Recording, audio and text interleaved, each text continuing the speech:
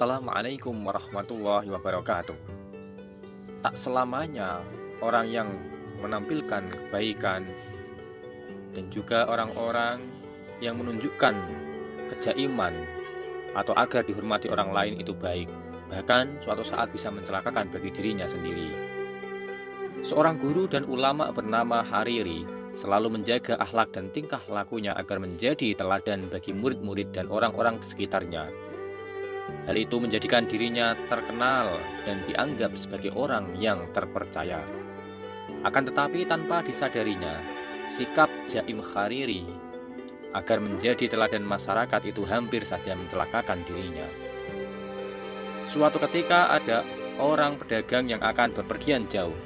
Ia mempunyai budak wanita sangat cantik yang sangat disayanginya. Karena khawatir akan keselamatan budaknya itu, jika diajak serta dalam perjalanannya, ia menitipkan pada pondoknya Hariri. Ia beranggapan, di bawah pengawasan dan penjagaan Hariri yang begitu baik akhlaknya, budak kesayangannya itu akan selamat hingga ia kembali lagi. Tetapi namanya bersama-sama dengan wanita yang begitu rupawan dan bukan muhrimnya, sedikit demi sedikit muncul perasaan cinta pada diri Hariri.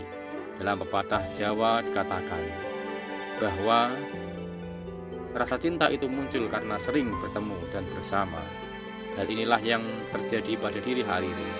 Terjadi pertentangan dalam jiwanya antara menuruti gairah cintanya yang muncul atau menjaga akhlak dan sikap amanat yang telah dipupuknya selama ini.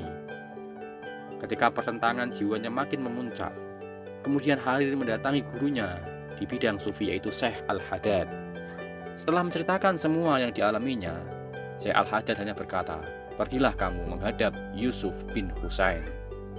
Berbeda dengan dirinya yang mempunyai nama harum dan terjaga, nama Yusuf bin Husain mempunyai cacat di masyarakat.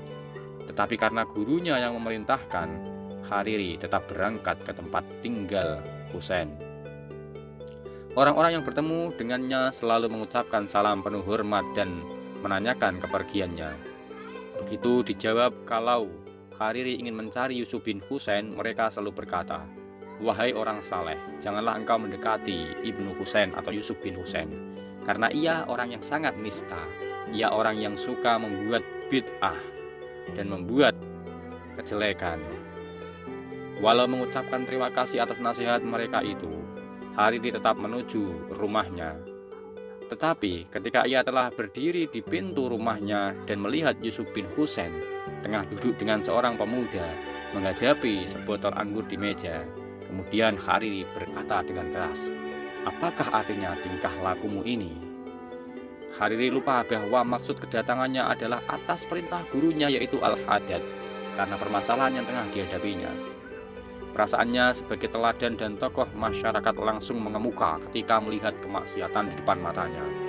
Tetapi Yusuf bin Husain tetap tenang dan hanya memandangnya sesaat. Kemudian Yusuf bin Husain berkata, "Sengaja aku memilih sikap seperti ini, sehingga orang-orang tidak akan pernah mengamanatkan budak-budaknya yang cantik rupawan kepadaku." Hariri tersentak kaget. Ia belum menceritakan apapun, dan tidak mungkin gurunya Al-Haddad telah menceritakan keadaan jiwanya kepada Ibnu Husain, karena ia langsung berangkat setelah dari rumah gurunya itu. Sadarlah ia kalau Yusuf bin Husain ini bukan orang sembarangan, hanya saja ia menyembunyikan hakikat dirinya dari masyarakat umum. Dia tidak teringin terlihat wah di masyarakat umum. Dia menyembunyikan rasa kesombongannya, dia begitu tawadhu. Segera saja Hariri meminta maaf dan meminta nasihat lebih lanjut tentang permasalahannya. Setelah pertemuannya dengan Ibnu Husain tersebut, Hariri kemudian tidak lagi menyibukkan dirinya menjaga nama harum, nama baik dan image-nya di masyarakat. Tetapi ia lebih memfokuskan diri untuk melatih dan menjaga hawa nafsunya agar tidak terjebak dalam perangkap dan tipuan setan terkutuk. Khususnya atas nama ketinggian akhlak dan kebaikan amal ibadahnya. Dari kisah ini dapat kita ambil pelajaran bahwa jika kita suatu saat menjadi orang yang alim, menjadi orang yang kaya, menjadi seorang kiai, menjadi seorang yang pintar, menjadi seorang pengusaha, maka janganlah kita bersikap sombong dengan jaim, artinya ingin terlihat wah di masyarakat dan ingin dihormati serta ingin disegani.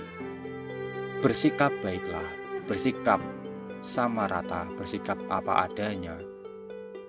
Pasti Allah itu akan melihat jika kita bersikap baik, maka kita akan dihormati di masyarakat. Tidak perlu kita berbuat jaim atau kita berbuat hal yang berlebih.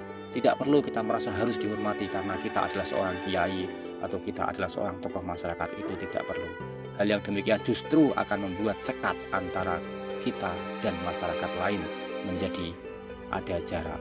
Tetapi jika kita bersikap senormalnya saja, maka itu akan lebih baik. Terima kasih, semoga kisah ini dapat bermanfaat bagi kita semua. Assalamualaikum warahmatullahi wabarakatuh.